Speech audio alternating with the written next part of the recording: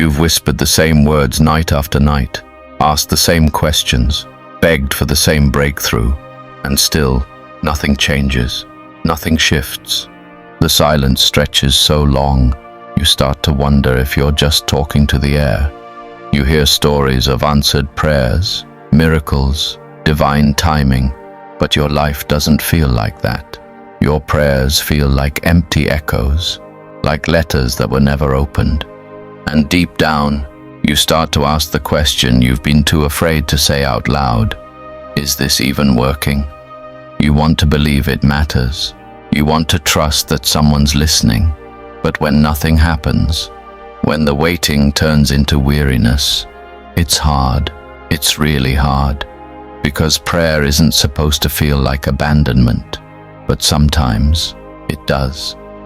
Maybe no one ever told you this, but even silence can be sacred. Not every unanswered prayer is ignored. Not every delay is denial. Sometimes God waits because He's working on something deeper than what you're asking for. You pray for relief, but He's building resilience. You ask for a way out, but He's creating strength to stand where you are. It doesn't always make sense, and that's okay. You're not weak for wondering. You're not faithless for feeling tired. You're human. And God isn't intimidated by your doubt. He doesn't need you to pretend. He just wants you to be real. Because real prayer isn't always pretty. Sometimes it's messy. Sometimes it's desperate. Sometimes it sounds like, "Are you even there?" And that's where the real connection starts, not in performance, but in honesty. You thought prayer was a transaction. Speak, wait, receive. But what if it's more like a conversation, one that grows over time? What if God isn't a vending machine for answers, but a Father who's more interested in your heart than your list? Because sometimes the greatest answers to prayer aren't events. They're changes within you, a softer heart, a clearer mind, a strength you didn't know you had. You were praying for things to move, but maybe God was moving you. Maybe the very silence you resented was shaping you, slowing you down, teaching you to trust what you can't yet see. That's the hard part, trusting that something is happening, even when nothing looks different. But faith doesn't grow in certainty. It grows in questions, in persistence, in coming back even when it feels pointless. You want answers. God wants you. And that shift changes everything. Because prayer isn't just a tool to get what you want. It's a place to become who you're meant to be. You may not get the job, the healing, the open door, but you get something deeper. His presence, His nearness, the kind of peace that doesn't make sense, the kind of comfort that shows up in tears, the kind of strength that surprises you in the middle of your weakness. That's when you realize prayer isn't about control, it's about connection. And when you keep coming back, even when it hurts, you're not just praying, you're trusting. You're building a history with God, a rhythm, a relationship. And maybe that's what He's after all along.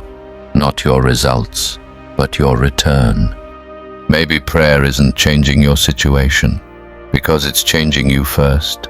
That slow, invisible work inside, the one no one claps for, but heaven values deeply. You're becoming quieter, stronger, less anxious, more aware.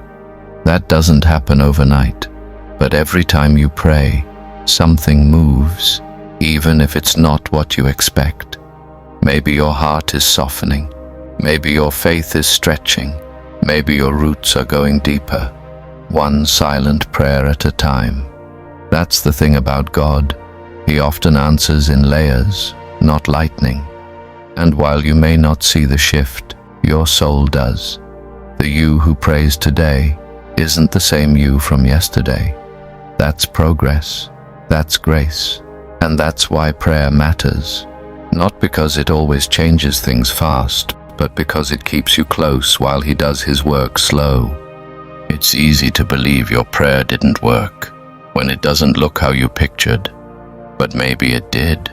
Maybe the protection you didn't see was the answer. The door that didn't open. Mercy. The silence. Wisdom. God doesn't always answer with what you want. He answers with what you need. And sometimes what you need is to learn how to wait without breaking, to keep praying when everything screams, give up.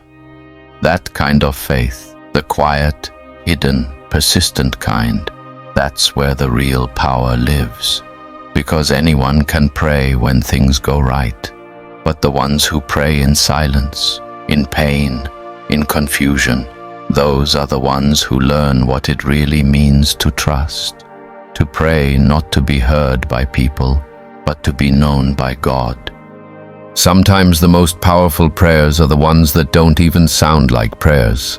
Just a sigh, a whisper, a look toward heaven when there's nothing left to say. And that's still prayer, because God hears tone, not just words. He hears pain when all you can offer is silence. He hears trust when you keep showing up, even without answers. That's not weak faith. That's deep faith. The kind that's forged in darkness. The kind that survives the waiting. God isn't counting your words. He's holding your heart. And even when your lips are silent, your soul still speaks. Prayer was never about perfection. It's about presence, staying close, staying real. And every time you choose that, to keep praying when it hurts, heaven leans in a little closer. Prayer isn't proof of control, it's proof of trust.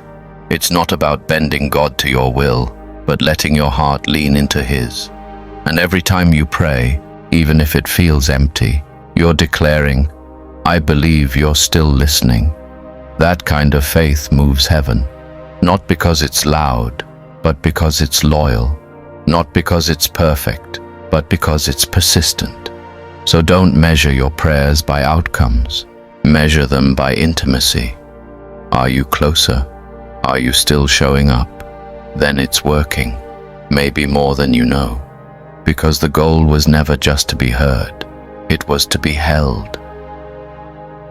So what if your prayer didn't change the world, but it changed you enough to keep going?